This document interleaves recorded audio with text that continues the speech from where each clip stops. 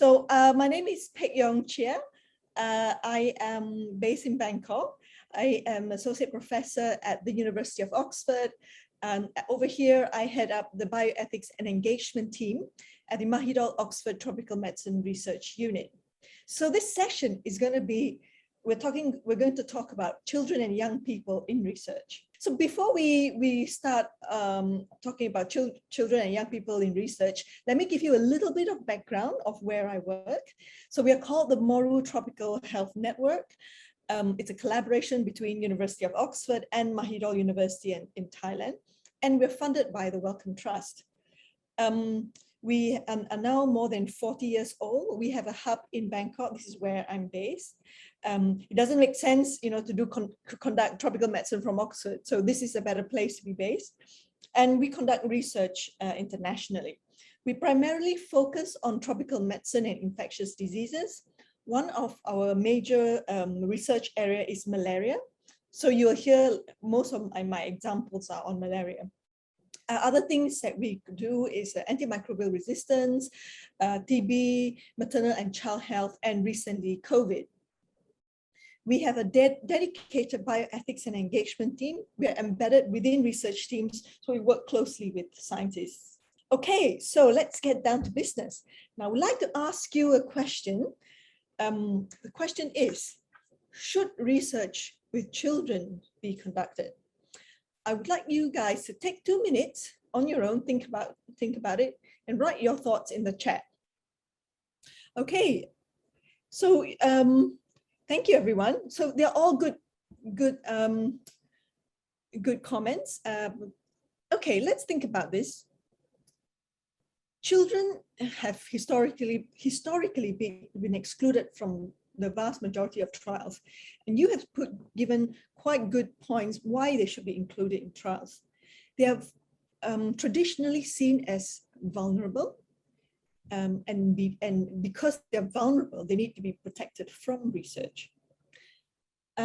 So what do? We conduct research on with adults and use the information there, imputate the information from the adult population to the pediatric population.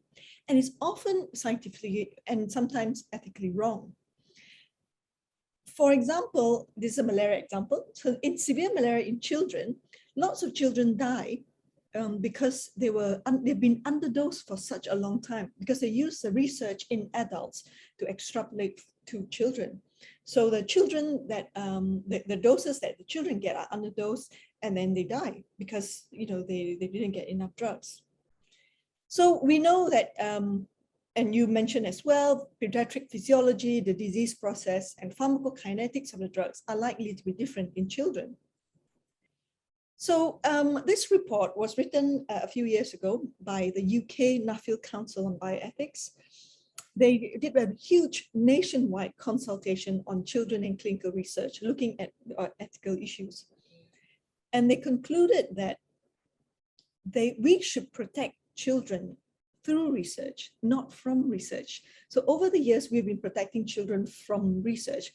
The reasons are valid because historical abuses, neglect, and exploitation have taught us that we have to protect vulnerable populations like children, people who are disabled, people who have mental disorders from research.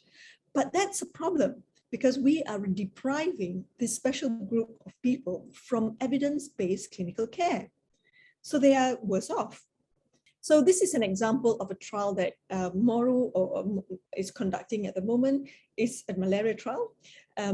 So I mentioned severe malaria just now. So this is a study in severe malaria in children.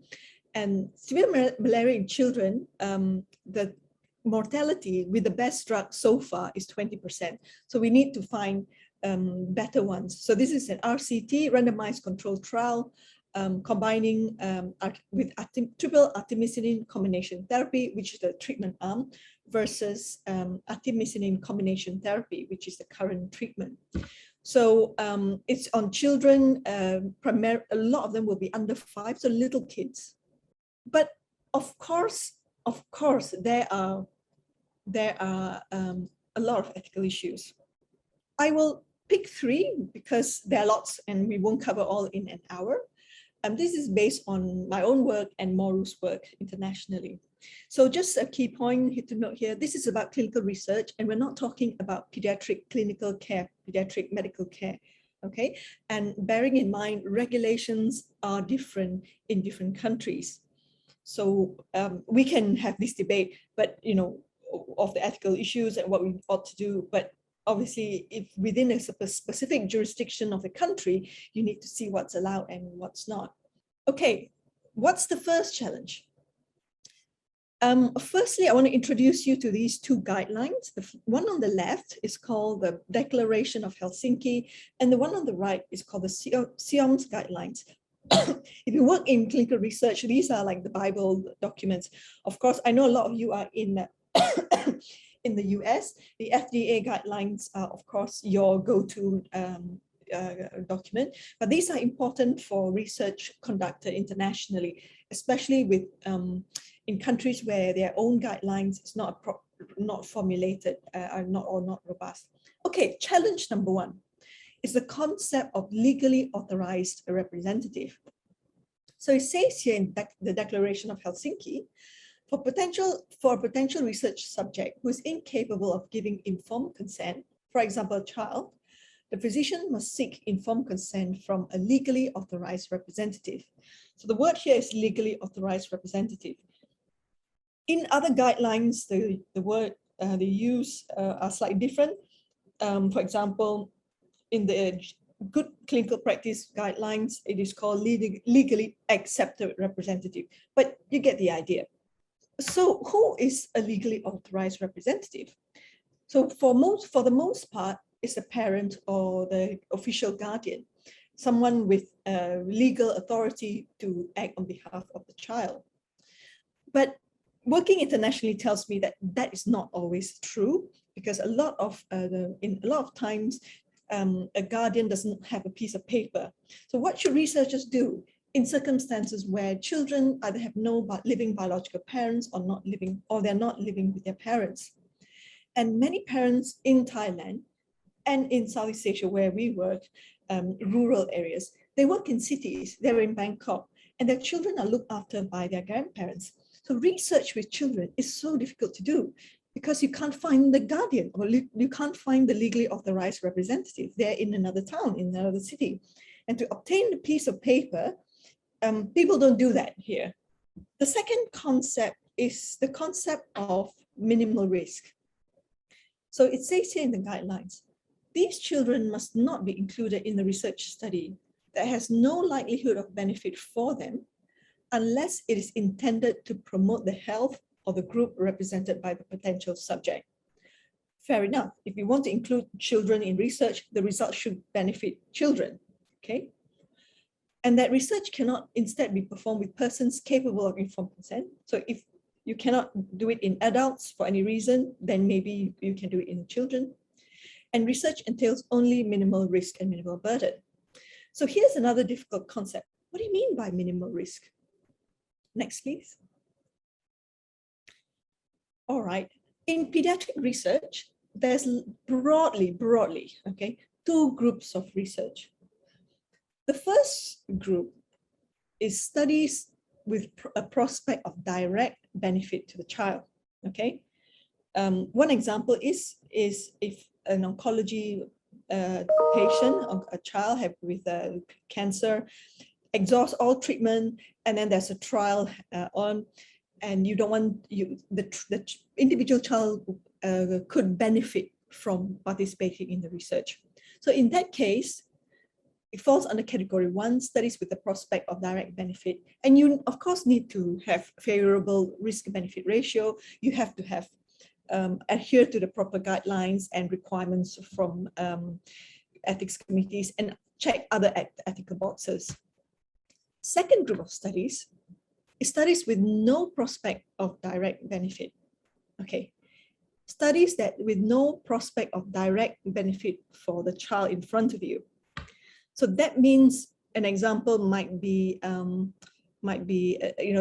ask the child to give an extra blood sample to study some parameters, lab parameters. So that child has no prospect of direct benefit. So it's not for the clinical care of that child. So in that type of studies, the studies have to be minimal risk. So you have to comply with the minimal risk criteria. What do we mean by minimal risk? Here is the definition. Minimal risk is the probability and magnitude of physical and psychological harm that is normally encountered in the daily lives or routine medical or physical, psychological exam of healthy children. Let's look at this sentence for a minute. So I would like to ask the question, whose daily life are we talking about? So the daily life in Malaysia, in Thailand, in rural Cambodia is different from the daily life in Oxford, for example. And this picture illustrates it. And this, I'm not joking. In Cambodia, in Thailand, this happens all the time. People have no helmets. These are, in villages. And healthy children. Healthy children take risks crossing the street, blood collection, etc. The risk is different with age, with environment, and health status. Okay. And the second bullet point here is sick children suffering from serious disorders. They encounter risk all the time, or higher risk because of their medical condition. So extra blood tests, extra procedures. So the concept of minimal risk and daily life is also quite tricky. Next, please. Challenge 3, this is my favorite one, assent. Okay, assent in clinical research has a different meaning from assent in normal life. So assent in normal life, I'm not going to explain it, but you actually know what it means. So in research, and look at this quote here from the Declaration of Helsinki, when a potential subject who is deemed incapable of giving informed consent is able to give assent to decisions about participation in the research, the physician must seek assent in addition to the consent of the legally authorized representative. Okay, you have this legally authorized representative to give informed consent. And of course, we debated about who this person is and how. And then we got assent. Okay, next, please. I'm not sure if you had a lecture on informed consent yet, but this is what it means, informed consent. It is approval to participate in a study or a trial given by a competent individual who has received the necessary information verbally and in writing and has understood the information and is voluntarily agreeing to participate in the research. So this is for adults who are competent. Okay, so now we're talking about children. Okay, next, please. Next, okay. So this is the same slide, but I just want to show this again. So when a potential research subject is deemed incapable of giving informed consent, is able to give assent to decisions about participation in research, the physician must seek assent in addition to the consent of the legally accepted representative. So here's another, go back to the table, please. Here is another problem, the problem of assent. So I took this table from a paper by a friend of mine, Paul Baines. So he listed the text of several research guidelines. If you look at the column on the right, it says assent means a child's affirmative agreement to participate in research. Okay, the next line, active agreement by a minor who's not qualified to give consent to participate in research. Okay, and then Yeong's next one, on the third one, it says such knowing agreement is sometimes referred to as assent. Informed assent means a child's agreement to medical procedures. Okay. Next, assent refers to acquiescence, affirmative agreement. What is wrong with this? Next slide, please. So if a child is deemed incompetent and therefore unable to consent to participate in a study, how is it that he or she can provide affirmative agreement? So it's really difficult, right? And the regulations are weird. Why should assent be sought though? So why is it in the first, we know it's difficult, but why should it be there?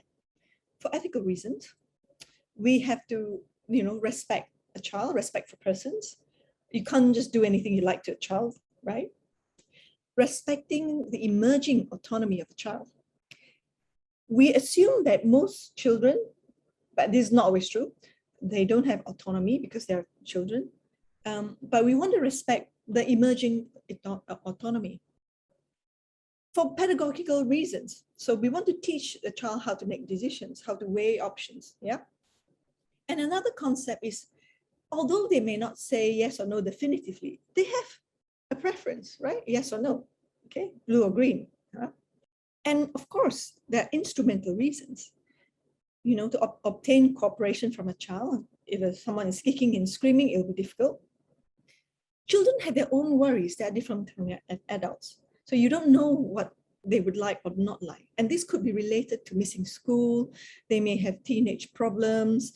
They may not want to get teased by other kids. You know, there's stigma, which we don't understand because we're not children. You know, there's looking cool is one of them. You know, there are lots of issues that adults don't get. Okay, next please. And then here is another problem related to assent. Okay, you look at this excerpt here.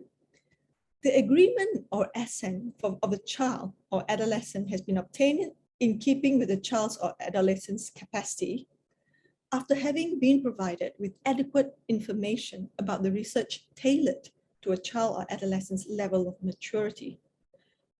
This is so subjective and so difficult to comply with.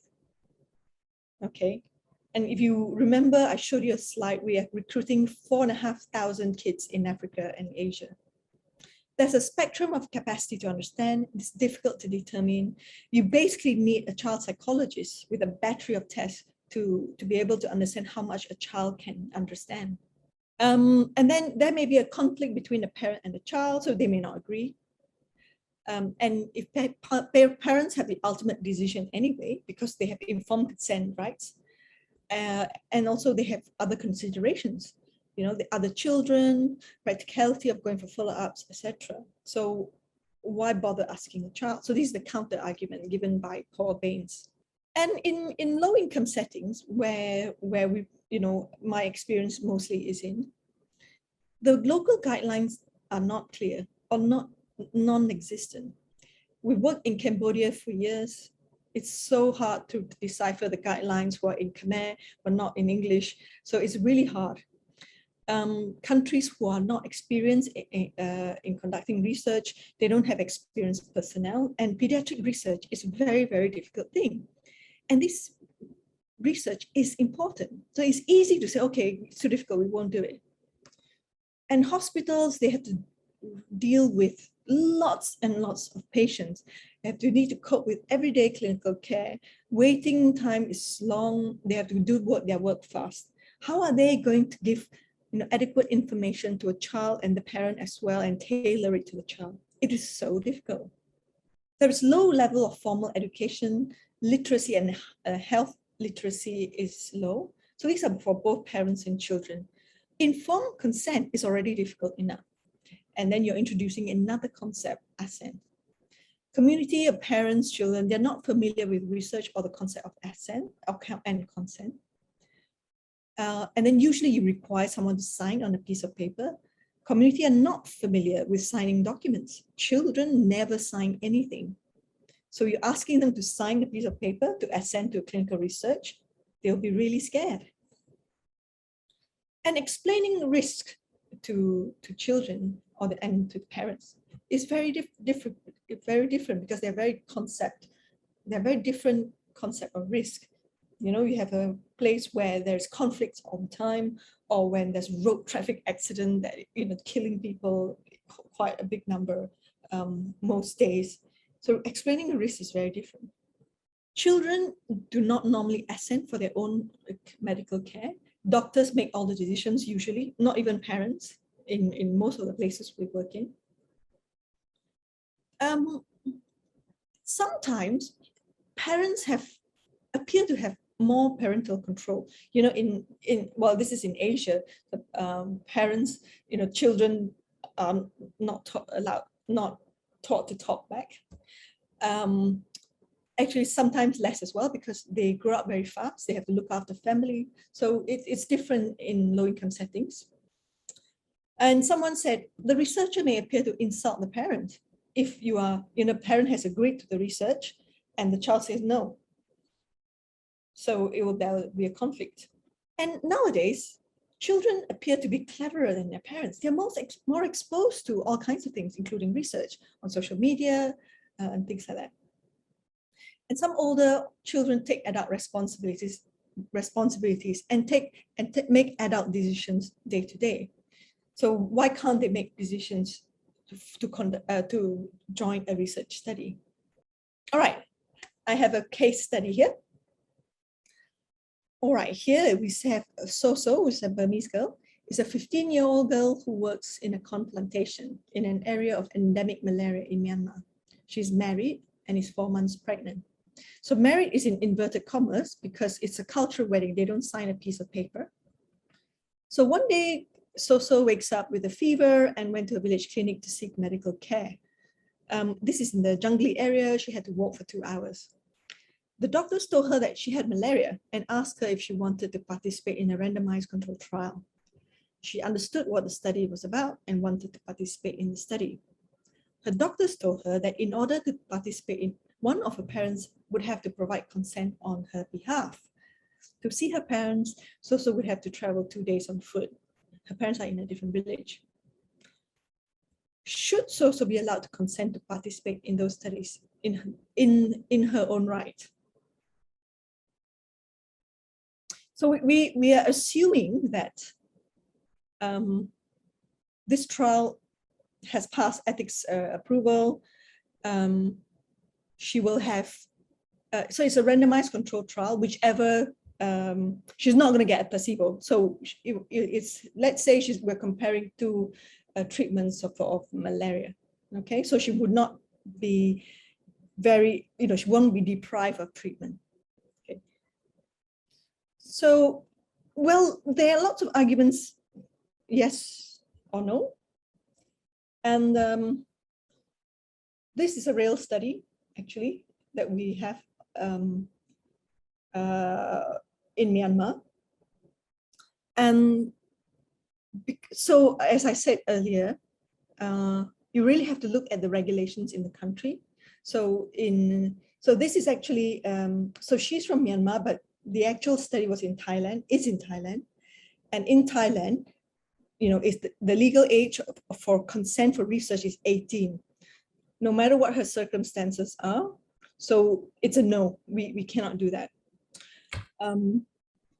And it is unfortunate because there's quite a lot of teens who fall into that category. There's quite a lot of underage or teenage pregnancies, if you like. And someone mentioned in the chat just now that pregnant women are also one group of patients that are usually excluded from research. So it's outright exclusion because we want to protect them from research. But then because we're protecting them from research, we don't have enough information on how to treat pregnant women with malaria. So after this is an inherent problem and it's still a problem now. So thank you for all the comments. So yeah, so let's see. Yeah. So someone mentioned Gillick competence. The Gillick competence is primarily for routine medical care, not so much clinical research. So clinical research, the guidelines are different, but I just want to mention, let's say a teenager would walk into a clinic asking for, let's say, birth control pills. She appears competent, she can make her own decisions, she understands the risks and benefits. So she is allowed to make a medical care decision. But this is for medical care. And this is slightly different because it's research. Okay, so, but you can see the ethical dilemmas, the issues. All right. Going back to the Nuffield Council report, Children and Clinical Research, they have put children as a big category to 3, what they call cases. So case 1 if children who are not able at this time to contribute to one view or whether they should take part in the study, such as babies and very young children, or children who are temporarily unable to contribute because they're unwell or unconscious. So these are babies, definitely cannot make decision, okay? So these guys, parental consent or legally accepted representative, clear. Case one, very clear. Case two, children who are able to form views and express wishes, but who are clearly not yet able to make their own independent decisions. So you can think maybe they are 10 years old, they have a view, they have a preference. So for these guys, we give them as much information as possible to help them decide. But the ultimate decision has to be the parents. Okay. Case three, children and young people who potentially have the intellectual capacity and maturity to make their own decisions about taking part, but who are still considered minors in the domestic legal system. So these guys are like so-so. They can understand, they can make decisions for themselves, but in the legal system, like the case study just now, they are not allowed to. So ethically, they should consent. And you have to fight with the regulations to let you, or to get a waiver or something. But basically, if the law doesn't allow it, you can't do it. So if the law allows it, you should get informed consent from the child, as well as the parents, if the parents are there. And if in a specific jurisdiction you don't need the parents, then you don't need the parents. So in Cambodia, for example, if you're above 15, you can consent for yourself for research. So that's Cambodia. So when the case study just now was Myanmar and Thailand is 18. So I want to respond to Lucy. So Lucy Turner says, could you argue that this is medical care if the trial is potentially for malaria treatment and she has malaria? In this case, we have to offer her routine medical care, and it should be available if the study, otherwise the study, in my opinion, shouldn't be approved in the first place. So some people can refuse and be treated in the malaria clinic as per routine care. So as I said, some of, these are difficult questions, and there are some initiatives that are happening around the world, especially recently, to include children's voices in research. So if you look at, this is an example, I'm not involved in the project, it's a nice example. It's called the Neurosec Young People's Advisory Group. So they are a group of young people between 14 and 18 who work with neuroscience, ethics, and society team to help develop methods working with young people to better understand their views. So this group will help the researchers, let's say, designing the Ascent information sheet and things like that. So this is in Oxford, and this one is in Cambodia. So this is one of our teams. We have a young person's advisory board in Cambodia.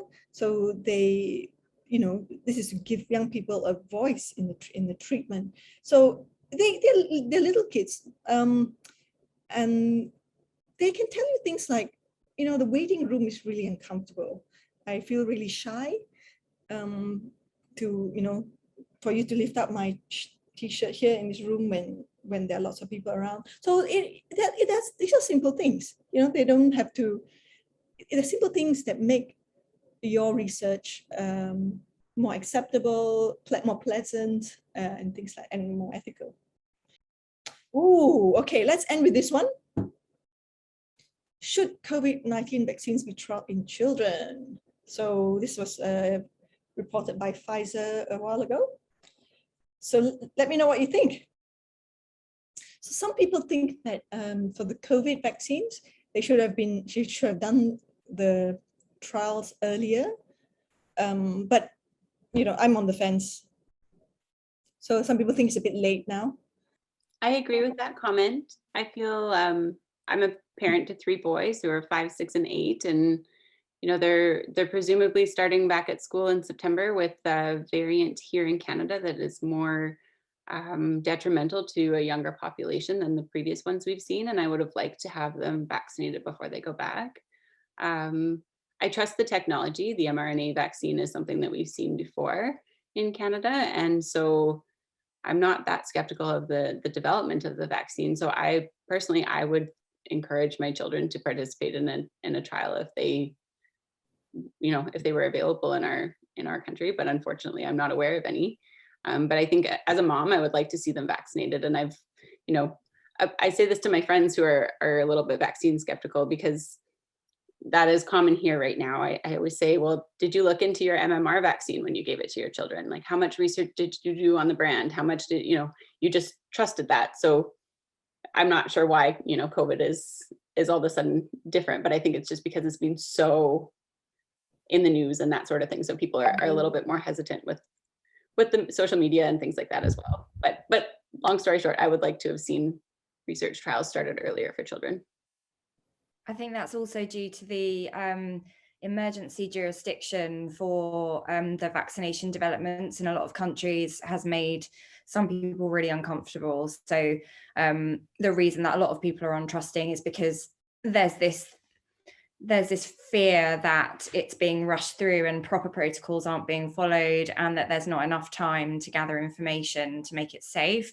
I think that's a misunderstanding. Well, it's kind of true in a way, but I think it's something that a lot of people are grabbing onto when it comes to children. I think if children under 12 are potentially less likely to transmit the virus, then theoretically you could take a little bit longer with the research with that age group of children. But I definitely think that needs to be done. But I think potentially that could be another way around these feelings, personally. Also have 3 children and also would want them to participate too. So I definitely agree with that, Lucy. Thank you. Well, I was just going to say that I think it's like quite widely recognized that mental health impact that lockdowns and homeschooling has had on children and the detrimental effects that it's had on their learning. And because from my experience, I know so many friends, so many different schools in my area that are being shut or years sent home. And I think that because of that, it is quite important to get kids vaccinated, because even if they're not as sick, they still have a lot of detrimental effects. And more than that, they can, because they are getting less sick, I think on the whole, the younger population is less afraid of it. So perhaps they're taking less precautions and they are in fact more likely to spread it. So because of all that, I think it's really important to vaccinate the younger population.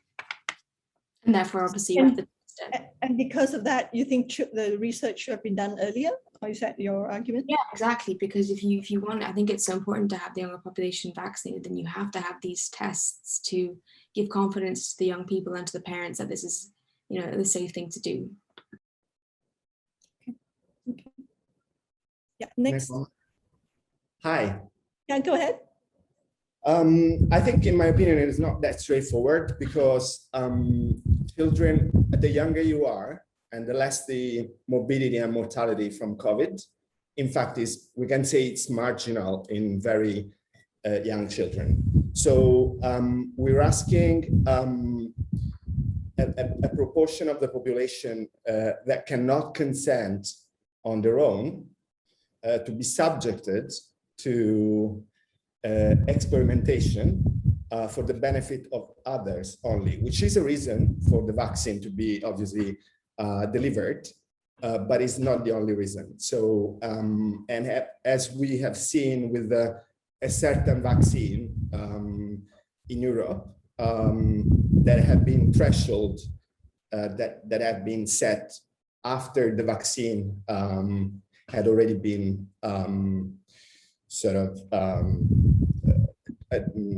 largely delivered in many countries, because of certain complications that have been detected and they're still under investigation. So I'm not sure. I mean, I think obviously there is a benefit there, but I don't think it's straightforward. No, it's not. That's why it's a fun question.